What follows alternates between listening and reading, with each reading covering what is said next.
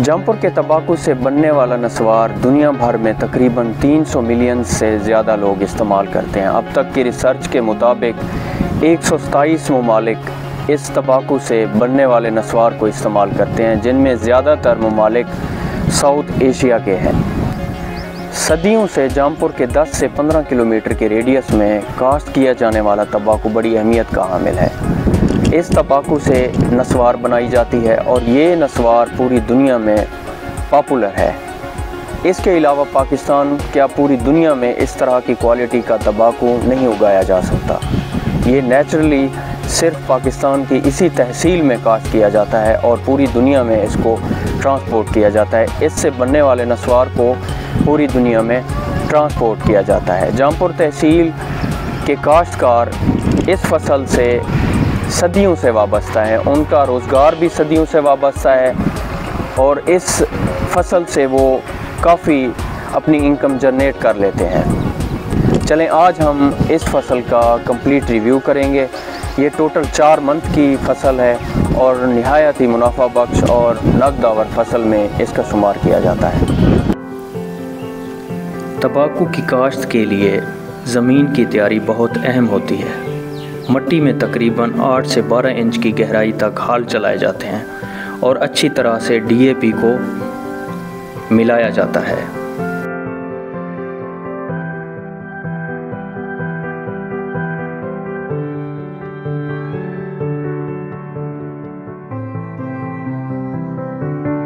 तंबाकू की पनीरी के लिए बीज क्यारियों में डाला जाता है, जिनको मुसलसल नमी की ज़रूरत होती है।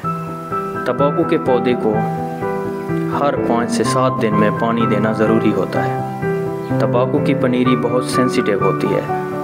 गर्म दिनों में काश्त नहीं की जा सकती।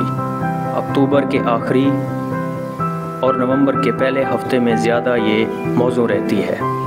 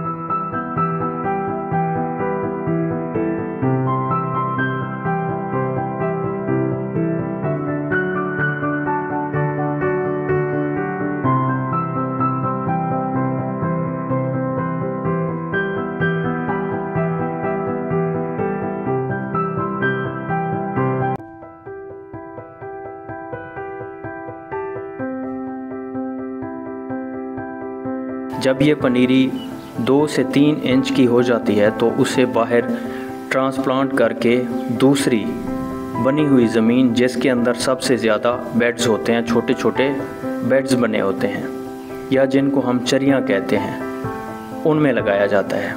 और उसके लिए एक ट्रेंड स्टाफ की ज़रूरत होती है, यानी ट्रेंड लेबर की ज़रूरत होती है, जो ये पनीरी को उन्हीं बेड्स में लगाते हैं और एक मखसूस डिस्टेंस पर इन्हीं पौधों को लगाया जाता है ताकि ज़्यादा से ज़्यादा तंबाकू की प्रोडक्शन हासिल हो।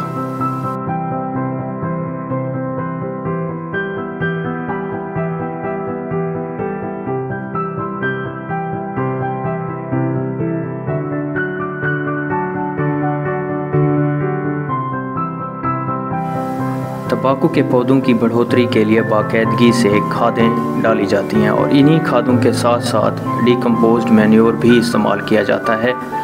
जिसे हम रूड़ी कहते हैं। रूड़ी को अलग से ज़मीन के अंदर भी मिक्स किया जा सकता है या इसे पानी के साथ साथ भी दिया जा सकता है। खादें नाइट्रोजन, फास्फोरस और पोटाशियम की बराबर हिस्सों के साथ मुतवाज़िन खाद के तौर पर इस्तेमाल की जाती हैं। तंबाकू के पौधे बीमारियों के लिए और सर्द मौसम के हवाले से बहुत हसास होते हैं। इसके लिए पानी देना और इसी बीमारी के मुताबिक निगरानी और कंट्रोल ज़रूरी होता है।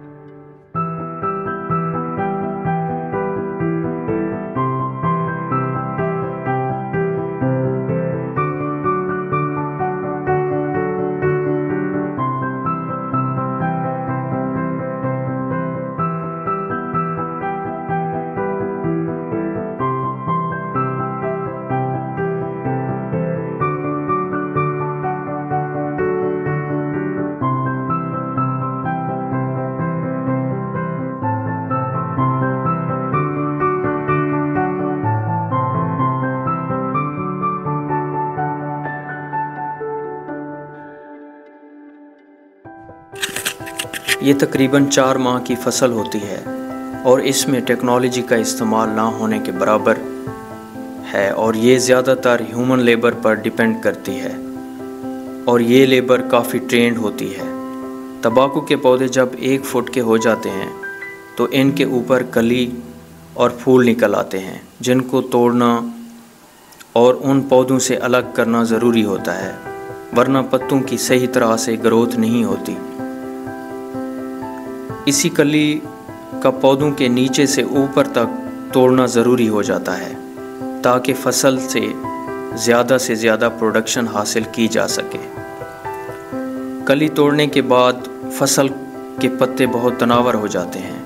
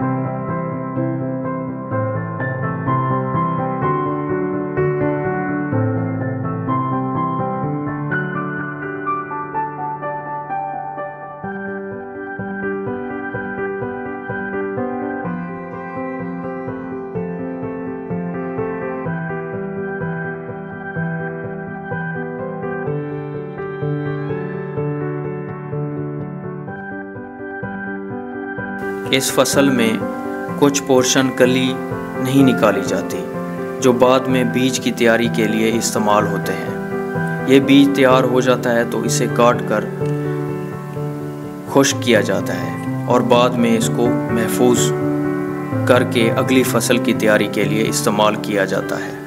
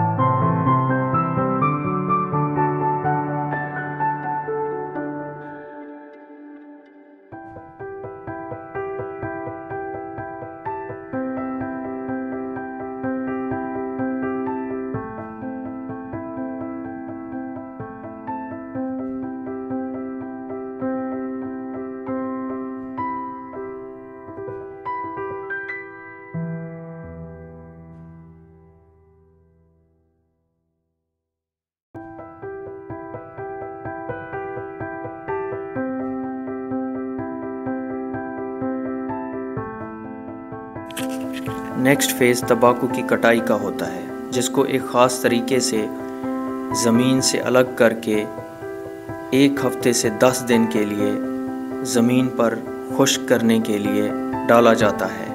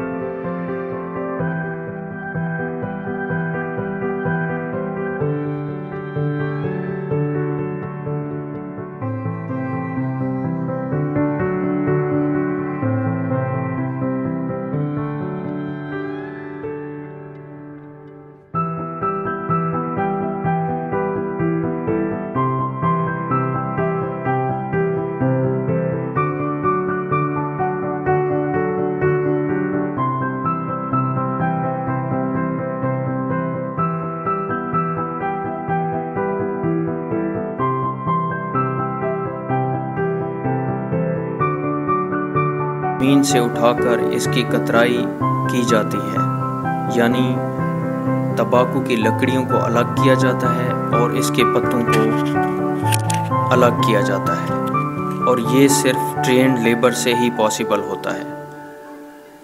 नेक्स्ट फेज़ में इसके पत्तों को स्पेशल बनाए गए रूम्स में या स्टोर्स में महफूज किया जाता है, जो कि स्पेशल इसी फसल के लिए बनाए जाते हैं, और यहीं से इन्हीं स्टोर्स से ख़रीदार आके इसी फसल की ख़रीदारी करते हैं